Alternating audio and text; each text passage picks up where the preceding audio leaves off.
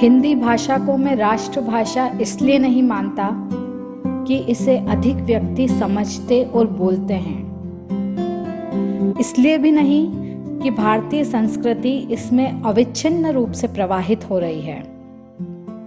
इसलिए भी नहीं कि यह प्रगतिशील व वैज्ञानिक भाषा है।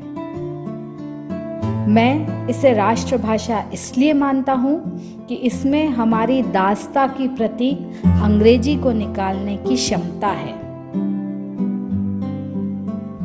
दोस्तों, हिंदी भाषा से प्रभावित होकर राजऋषि पुरुषोत्तम दास जी टंडन के द्वारा ये बहुत सुंदर पंक्तियां लिखी गई हैं।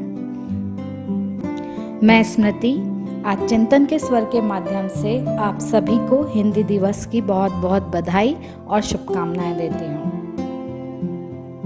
मातृभाषा हिंदी।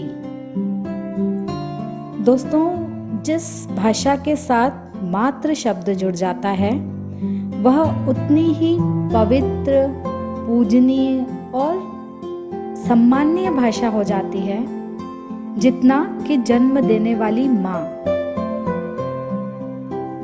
हम सभी जानते हैं कि भाषा हमारे भावों की अभिव्यक्ति का एक सरलतम साधन होती है।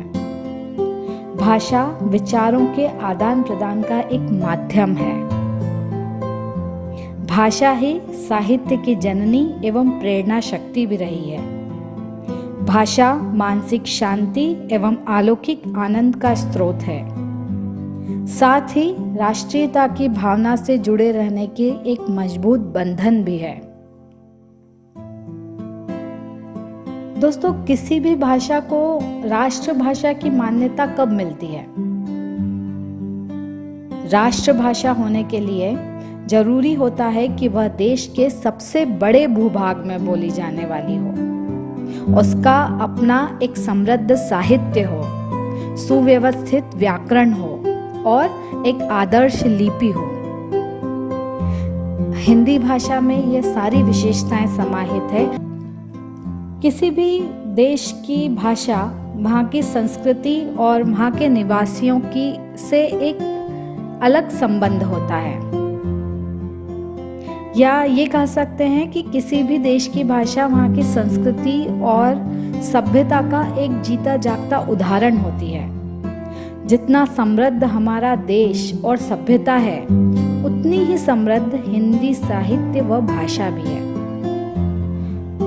दोस्तों, भक्ति काल के महान कवि सूर, तुलसी, मीरा, रहीम, रसखान और कबीर ने हिंदी साहित्य को जिन ऊंचाइयों पे पहुंचाया, जो ऊंचाइयां प्रदान की है, वह हमारी सांस्कृतिक धरोहर है, हमारी साहित्यिक धरोहर है।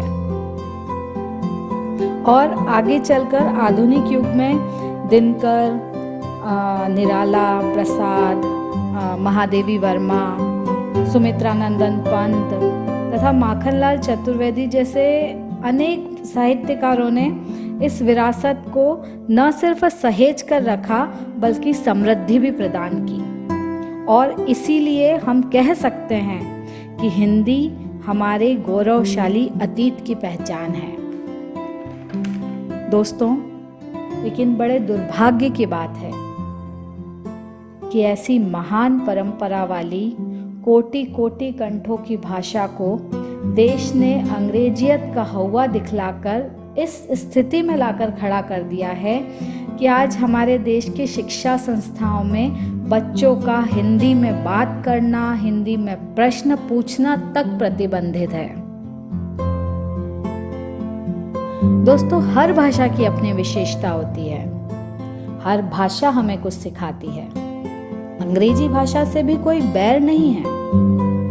बेशक आप अंग्रेजी सीखें, बोलें, हर भाषा को सीखें, मगर अपने आचार, विचार और संस्कारों में अंग्रेजियत ना आने दें। अंग्रेजी को व्यक्ति की बौद्धिक क्षमता का मानक ना बनाएं। और दोस्तों, हिंदी भाषा तो स्वयं में इतनी समृद्ध है कि उसको किसी ढाल की आवश्यकता नहीं, बल्कि आज की युवा पीढ़ी को अपने सर्वांगीण विकास के लिए हिंदी साहित्य को पढ़ने की आवश्यकता है। हिंदी साहित्य को समझने और जीवन में उतारने की ज़रूरत है। हिंदी भाषा और साहित्य ही अपने आप में व्यक्ति के चरित्र निर्माण और जीवन निर्माण की क्षमता रखता है। दोस्तों, वर्तमान स्थिति को देखते हुए आधुनिक हिंदी साहित्य के पितामह कहे जाने वाले भारतेंदु हरिश्चंद्र की लिखी कुछ पंक्तियां मुझे याद आ रही हैं। निज भाषा उन्नति अहे, सब उन्नति को मूल। बिन निज भाषा ज्ञान के, मिटत नाहि को सूल। बिन निज भाषा ज्ञान के, मिटत नाहि को सूल।